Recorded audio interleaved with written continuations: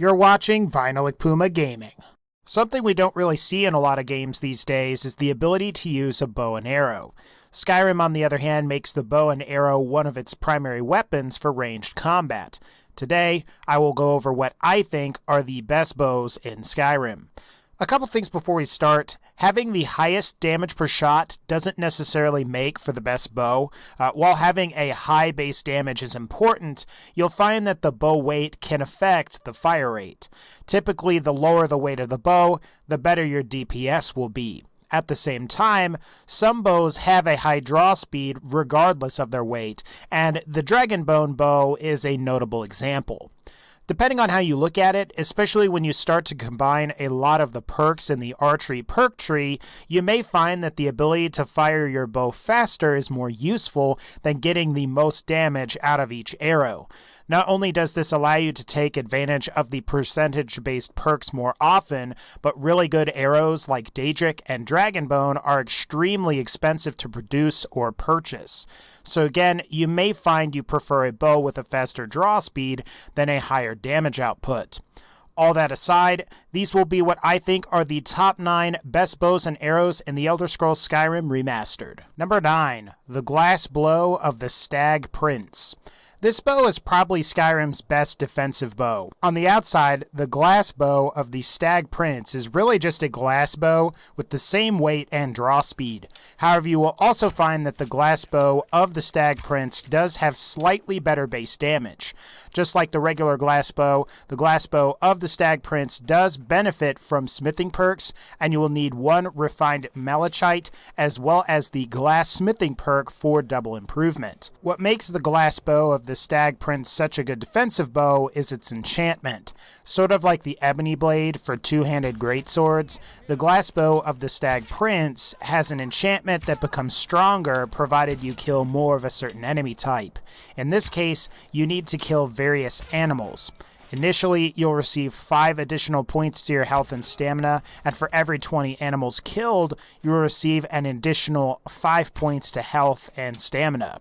These bonuses max out after 100 animals are killed, so you should get 25 points to both health and stamina once you've maxed out the enchantment. This would be a good bow for both low-level characters or for just standard use. Number 8, FIRNEAL'S End. So FIRNEAL'S End is a unique version of the Elven bow. When it comes to stats, you're going to find that the FIRNEAL'S End has the exact same base damage and weight as a regular Elven bow. You'll even find that the FIRNEAL'S End benefits from the same smithing perk as the Elven bow. To upgrade this bow, you'll need 1 refined moonstone and the Elven smithing perk in order to achieve double improvement. Now, what is special about FIRNEAL'S End is that it possesses an enchantment that deals 20 points of frost damage to health and stamina. So this enchantment would actually be pretty decent up against warrior type enemies, though you may have some problems up against warrior Nords or warrior vampires. Both of these races are very resistant to frost type damage. Ultimately, if you ask me, this bow is going to be really good for early to mid game. However, once your smithing perk gets high enough, you may be better off enchanting a craftable glass bow. That said, FIRNEAL'S End is free if you play through the Dark Brotherhood quests. Ultimately, I'll leave it up to you, but I think you could probably do a lot worse than FIRNEAL'S End. Number 7, the Nightingale bow. Just like the Nightingale sword, the Nightingale bow is a leveled weapon. Unlike the Nightingale sword, the Nightingale bow doesn't have a bug where it disappears when you upgrade it at a grindstone. The sad thing, though, is that just like the Nightingale sword, this weapon doesn't benefit from any smithing perks, hence no double improvement. And depending on what level you are, the Nightingale bow will either have improved damage, and the enchantment will either be stronger or weaker. One problem I have with this particular bow is the slow draw speed. While this isn't noticeable with minimal investment in the archery perk tree, it is definitely much more noticeable with heavy investment in the archery tree. The draw speed on FIRNEAL'S End and even the Stag Prince bow is higher than the Nightingale bows. Plus, both FIRNEAL'S End and the Stag Prince bow benefit from double improvement from smithing perks. And while the enchantment on the Nightingale bow is good, good, you may still get fairly low DPS with this weapon, which is a shame because it is one of the better looking bows in Skyrim. Ultimately, I guess it depends on whether you want to wait until level 46 to get this thing or not. Personally, I think you may be better off with something else. Number 6, the DAEDRIC bow. So assuming you didn't have any DLC for Skyrim, or you didn't own Skyrim Remastered or Skyrim Special Edition, the DAEDRIC bow has the highest base damage of any bow in the game. Ultimately, DAEDRIC was surpassed by Dragonbone when the Dawnguard DLC originally came out, and like many of the other craftable bows in Skyrim, the DAEDRIC bow also gets double improvement through smithing perks. More specifically, you get double improvement from the DAEDRIC smithing perk. Also, like the other craftable bows, the DAEDRIC bow can be enchanted at an arcane enchanter. 2 effects can be applied with the extra effect perk from enchanting, and this may put it up above some of the other bows in the game. Despite having the second highest base damage of any bow in Skyrim, the DAEDRIC bow has one of the slowest draw speeds out of all of the bows in the game. The Nightingale bow also has a very slow draw speed as well, which limits its viability as a high DPS weapon, and for this reason, you may find the DAEDRIC bow is better suited to sneak attacks. While DAEDRIC weapons are typically pretty good, I would say the DAEDRIC bow is mostly just okay. The one major advantage it has is also shared by another bow on this list that not only has superior base damage, but also has higher draw speed. Number 5, the GAULDUR BLACKBOW. So, the GAULDUR BLACKBOW is a pretty good leveled bow, sort of like the Nightingale bow is. Assuming you obtain this above level 36, you should be getting the highest base damage as well as the best enchantment for the best version.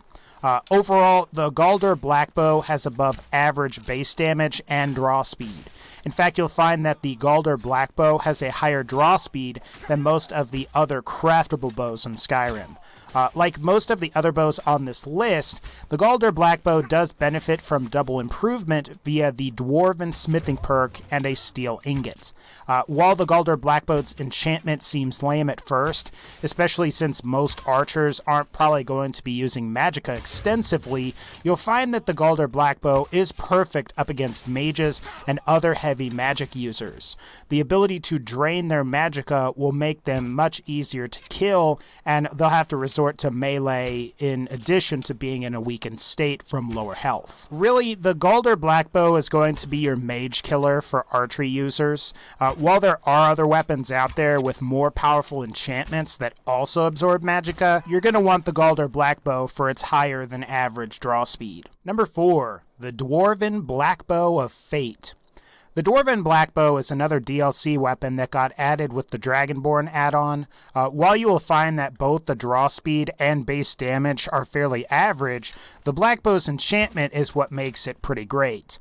While the enchantment does consume charges, the ability to have a 50% chance to absorb 25 points of health, stamina, and magicka makes it quite versatile. While a pure archer class may not benefit from the magicka absorption quite as much, the ability to absorb both health and stamina in addition to magicka is always useful. And like other dwarven weapons, the Dwarven BLACKBOW benefits from the Dwarven smithing perk, which also allows for double improvement. Now, assuming you can fire this fast enough, you'll not only benefit from this bow's enchantment, but if you have the entire archery tree maxed out, you may also be able to even paralyze certain enemies with the bullseye perk. This means you could feasibly paralyze and extract health, stamina, and magicka from enemies, and if you ask me, that is total overkill.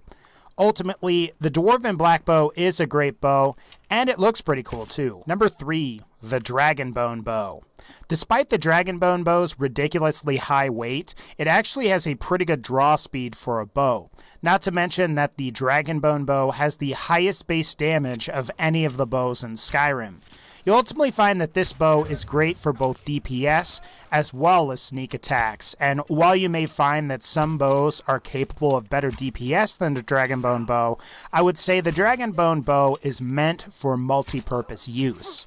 The best part is that this weapon benefits from the Dragon Armor perk, which allows for double improvement, and like the DAEDRIC bow, you can also enchant this weapon with 2 different enchantments, provided that you have the extra effect perk. It's interesting to note that despite the Dragonbone bow's very high weight, it actually has a fairly competent draw speed.